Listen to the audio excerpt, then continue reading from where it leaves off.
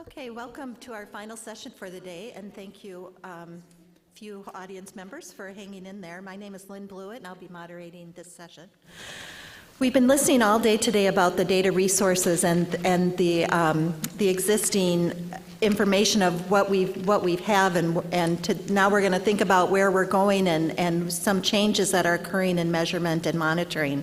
And our first speaker is Dr. Donald Hernandez. Dr. Hernandez is a professor in the Department of Sociology in the Hunter College and the Graduate Center at City University of New York. He authored America's Children, Resources from Family, Government, and the Economy, the first national research using children as a unit of analysis to document the timing, magnitude, and reasons for the revolutionary changes experienced by children since the Great Depression in family composition, parents' education and work, family income, and poverty. And today's talk will provide some insight to the changes in demographics among U.S. children. Dr. Hernandez, thank you.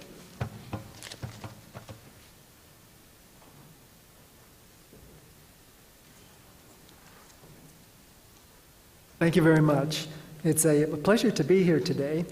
I want to say good afternoon to everyone. And I'd like to begin by thanking the Consensus Committee and staff for the opportunity to be here and to speak with you today.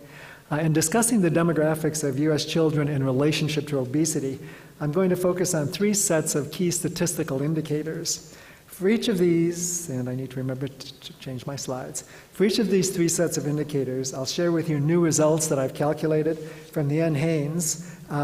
These results are the most recent publicly available for 2011-2012, and they update earlier results which I presented in three separate reports by the Foundation for Child Development.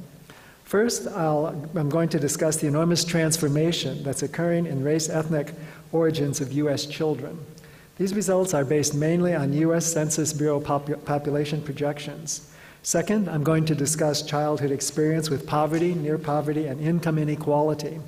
Third, I'm going to discuss disparities in parental education. In order to explore the demographics of U.S. children a bit more deeply, I'll then present results, additional selected results for children with immigrant origins in 16 major countries or global regions. Finally, I'll close by discussing high priorities for data elements to collect in large surveys for monitoring obesity in order to reflect the diversity of children, and particularly in immigrant families, based on a recent report of the National Research Center on Hispanic Children and Families, which is funded by the U.S. Administration for Children and Families in HHS. America is becoming more diverse, where no single race-ethnic group will be the majority. Children are at the leading edge of this demographic transition. Non-white mothers now account for a majority of all births in the U.S. In addition, 25%, 1 in every 4 children in the U.S. has at least one immigrant parent. Among those with immigrant parents, 94% have parents with origins in Latin America, Asia, the Caribbean, or Africa. And 89% of all children with an immigrant parent are themselves U.S. citizens, mainly because they were born in this country. So the vast majority of children of immigrants are truly American children. Finally, U.S. Census Bureau population projections show that by 2018, only 3 years from now, a majority of all children will belong to non-white minority groups. Thus, children today are the first non-majority generation in American history, with no single group comprising a majority of all children. This transformation is being driven by immigration from Latin America, Asia, the Caribbean, and Africa. So it's essential at this point in our history that we focus on the well-being and inequality experienced by these specific groups. This slide shows, there it is. There are large numbers of children in immigrant families in each of the 4 largest race-ethnic groups. Among white children, 1 in 12, 8%, live with at least one immigrant parent. This rises to 1 in 7, 14% for black children, nearly 6 in 10, 59% for Hispanic children, and nearly 9 in 10, 87% for Asian children. As we saw in the first presentation today, because the NHANES obtains weight and height measurements through physical measurements, NHANES represents the gold standard for national estimates of obesity.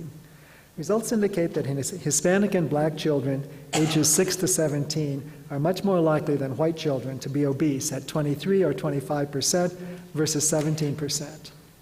Turning to immigrant origins, overall, children with an immigrant parent were somewhat more likely than those with U.S.-born children to be obese at 21% versus 19%, which is not a large percentage difference, but I'm going to talk more about this as I go along.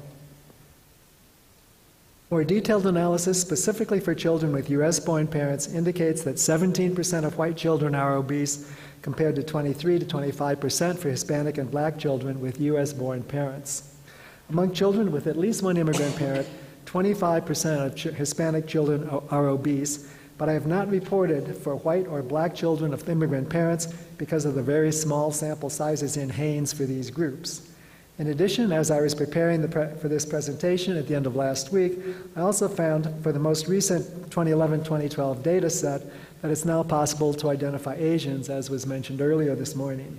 Unfortunately, I didn't have time to rerun my computer programs to attain results for Asian children. But since 87% of Asian children live in immigrant families, it should be possible with NHANES to calculate obesity rates for these children, but not for Asian children with US-born parents. Children in poor and low-income families experience many disadvantages which can affect their chances of becoming obese. During the last decade, poverty rates have increased from 18 or 19% prior to the Great Recession to 20% during the first year of the recession to 22 to 23% between 2010 and 2013. Thus, the proportion of children in poverty has increased from somewhat less than 1 in 5 to somewhat more than 1 in 5. Low-income rates, the percentage of children with family incomes below 200% of the federal poverty threshold also have increased from about 2 in 5, 39 to 40% prior to the Great Recession, to 42% in 2009, to 44 to 45% between 2010 and 13. Reflecting these poverty and low income rates, I've divided the NHANES sample into 3 groups of children. Those in the bottom 40% of the income distribution, which corresponds roughly to low-income children. Those in the middle 20% of the income distribution, which represents children in the middle of the middle class. And children in the top 40% of the income distribution, which represents children in the upper middle class and highest income groups. Children in the bottom 40% have annual family incomes of $46,000 or less. Children in the middle 20% have family incomes of $46,000 to about $76,000, and those in the top 40% have family incomes of more than about $76,000 per year. The obesity rates are very high, at 26% for children in the bottom 40% of the income distribution, and 20% for children in the middle of the income distribution. Only among children in the upper middle class and highest income group does the obesity rate fall to the comparatively low level of 13%. Parental education also has enormous implications for childhood obesity. I use mother's education as an indicator of parental education because 96% of children with a parent in the home have a mother in the home. This provides a consistent measure of parental education for most children. However, because mothers and fathers tend to have similar educational attainments, results for father's education would be fairly similar. About 1 in 8 children, 12%, live with a mother who has not graduated from high school. 1/4, 25%, live with mothers who have graduated from our high school graduates. Nearly 1/3, 30%, have a mother who has completed some college, and 1/3, 33%, live with a mother with a bachelor degree or more. Children whose mothers do not have a bachelor degree are about twice as likely to be obese as those with mothers who have completed college. The obesity rate is 23 to 24% for children whose mothers are not high school graduates, whose mothers have graduated from high school, and for mothers who have completed some college. This falls to 11% only for children with the most highly educated mothers, that is, children whose mothers have completed a bachelor degree. Now I'd like to focus especially on children whose parents were not born in the U.S. This is 25% of all children. I include children with parents born in Puerto Rico. Although these children and parents are born U.S. citizens and they are not immigrants, their experience in moving to the U.S. mainland is similar to that of many immigrant groups. Insofar as public policies reduce childhood obesity are explicitly directed toward individual children and families or to their neighborhoods and communities, it seems important to take into account language diversity across various immigrant groups. Large numbers of children in immigrant families speak a language other than English at home, no doubt because this is the language in which their parents are most skilled and literate, if the parents are literate. Although fewer than 1/3 of children with origins in Canada and Western Europe speak a language other than English at home, this jumps to more than 40% for whites and blacks from Africa, to 52% for children from East Asia, excluding Indochina, and to 60% or more for children with origins in the former USSR, Eastern and Central Europe, Haiti, and the Middle East. The proportion speaking a language other than English at home jumps to 2/3 or more for children with origins in South Central Asia, South America, and Puerto Rico, to 3/4 for children with origins in Indochina and Cuba, and to 82 to 91% for children with origins in Central America, the Dominican Republic, and Mexico. Thus, it may be especially important to be able to identify children with these origins in designing and implementing obesity reduction programs. As the earlier slide showed that children of immigrants were only slightly more likely than children with U.S.-born parents to be obese. But we also saw that there is much diversity among children with U.S.-born parents in various race ethnic groups. It also appears likely that there is much diversity in obesity rates for various immigrant populations because they are extremely diverse in their poverty and low-income rates and in their rates of having mothers who have completed a bachelor degree. In groups where fewer than 2/3 of children speak a language other than English at home, the low-income rates range from 15 to 16% for children with origins in Canada and Western Europe, to a high of 38% for children with origins in the Middle East, and 49 to 52% for children with origins in Haiti and black children with origins in Africa. The low-income rates are often even higher in groups where 2/3 or more children speak a language other than English at home. For these groups, the low-income rates are 25 to 35% for children with origins in South Central Asia, South America, and Cuba, to a very high level of 53 to 68% for children with parents born in Puerto Rico, and for children with origins in Central America, the Dominican Republic, and Mexico. Not only do obesity rates differ by family income level, they also differ greatly by mother's education, with especially low rates for children whose mothers have completed a bachelor degree.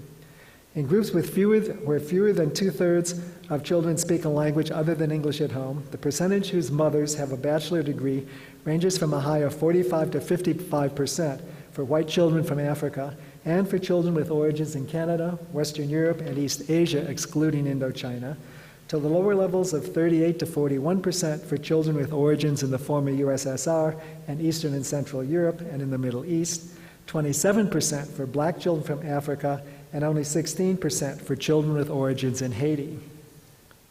In groups where at least 2/3 of children speak a language other than English at home, the percentage whose mothers have a bachelor degree ranges from the extremely high level of 64% for children with origins in South Central Asia to only 14 to 19% for children with parents born in Puerto Rico and children with origins in Indochina and the Dominican Republic. Still lower, only 11% of children with immigrant parents from Central America have mothers with a bachelor degree, and this drops to only 5% for children with origins in Mexico. The results in the previous 6 slides indicate that there is enormous diversity across immigrant groups, not only in their home language, but also in their low-income status and in their level of mother's education. These differences suggest that there also may be very large differences in obesity rates across various immigrant origin groups. In order to monitor the prevalence and trends in obesity and understand reasons for differences across groups and changes through time, we need data that measures key variables such as family income and parents' education, and which can be used to identify specific populations of interest. In addition, we need data that allow us to unpack the diversity of children with immigrant parents. The National Research Center on Hispanic Children and Families, with funding from the Administration for Children and Families, recently released a report which identified 10 data elements needed to unpack the diversity of the Hispanic population. These data elements most of them are relevant to unpacking the diversity of the Asian and African immigrant populations as well. In addition to race ethnicity, these data elements are 1, specific Hispanic ancestry, 2, country of birth, 3, parents' country of birth. The last 2 are needed to identify immigrant generation for children. 4, U.S. citizenship. 5, time in the U.S., which relates to acculturation. 6, and integration. 6, language spoken at home. 7, English speaking proficiency, literacy in any language, which are particularly relevant to outreach to particular groups. 9, highest educational level outside the U.S., and 10, legal residency status, which also clearly relates to outreach, the likelihood of outreach activities being effective. National Center identified and reviewed 34 large-scale data sets for the extent to which they included 10 elements. These 10 elements, including NHANES and the Youth Risk Behavior Surveillance System, YBRSS. NHANES collects data regarding 5 of these 10 data elements, but it does not collect information on specific Hispanic ancestry, English-speaking proficiency, literacy in any language, educational attainment outside the U.S., or legal status. Such data elements might substantially enhance the value of NHANES for assessing prevalence and trends in obesity, for developing obesity policies and programs that identify specific populations most at risk of obesity, and hence for developing programmatic approaches that will be most effective in reaching populations that are at high risk of experiencing obesity. Data elements that may be especially relevant are specific Hispanic ancestry, parental English-speaking proficiency, parental literacy in any language, and legal residency status for child and parents. By the way, the California Health Interview Survey is very effective at collecting data on legal residency status, so it can certainly be done in large surveys. Such data elements collected for the parents of children might be particularly valuable in developing, designing, and targeting obesity programs for children where the goal is to reach families and communities. Of course, no single survey can meet all needs. While NHANES is a national survey that employs the gold standard for obesity measurement, the sample size, as we saw in an earlier slide, will not support analyses for children of immigrants who are black or white. It also will not support detailed estimates for specific race, ethnic, immigrant subgroups by family income, mother's education, or other potentially important variables. The YBRSS provides a much larger sample size. While one round of NHANES includes a sample of a little over 2,000 children ages 6 to 17, the national sample of YBRSS in 2013 included more than 13,000 adolescents. This slide summarizes a data table from the 2013 YRSB national, state, and district combined data sets users guide. In addition, most of the 37 states reported in the Data Users Guide had by themselves sample sizes that range from 1,500 to 4,000, for a total of about 154,000 adolescents. And additional data available specifically for 17 smaller geographic regions reported in the Users Guide include 5 boroughs of New York City, Chicago, Los Angeles, Orange County, Palm Beach, San Diego, Seattle, Miami-Dade, and Memphis. The total sample size for these local areas is nearly 39,000 adolescents. Although altogether combining these national, state, and local samples, the total sample size of YBRSS in 2013 was more than 207,000 adolescents. Because height and weight are self-reported in the YBRSS, it's important to treat results with some caution. Additional validation studies would be valuable, particularly comparing across other subgroups of the population that I've been talking about. But if we can assume for the moment that the BMI data are reasonably consistent across groups, so that you can, even though the levels are low, if there is consistency across groups, they can be very valuable, then the YSB provides an opportunity for comparatively detailed analysis of obesity among America's adolescents. Unfortunately, although the YRBS does distinguish 7 base race ethnic categories, it does not include any of the 10 high-priority elements identified by the National Center. In addition, the YRBS does not include information on parents' education or on family income. Adolescents probably cannot accurately report family income, but older adolescents, and perhaps all adolescents in the survey, may be able to accurately report some or all of the following: parental education, country of birth for their parents, and themselves, specific Hispanic ancestry, home language, legal residency status for themselves and their parents, and perhaps other data elements identified by the center as high priority.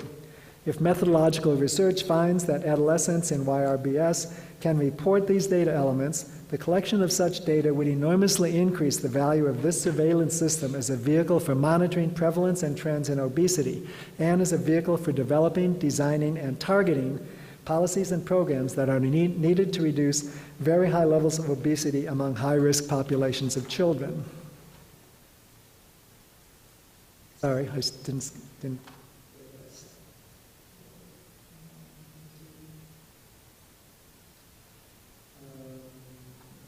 Oh, okay. The results that I presented today identify or point toward large disparities in obesity in various race, ethnic, immigrant origin, family income, and parental education groups.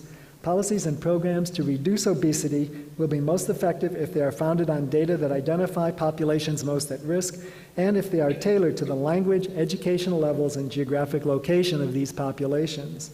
The NHANES and YBRSS are valuable resources for this purpose, but the value of these data collection efforts could be substantially enhanced through the addition of a few key data elements that would help to identify and study populations most at risk. Thank you very much.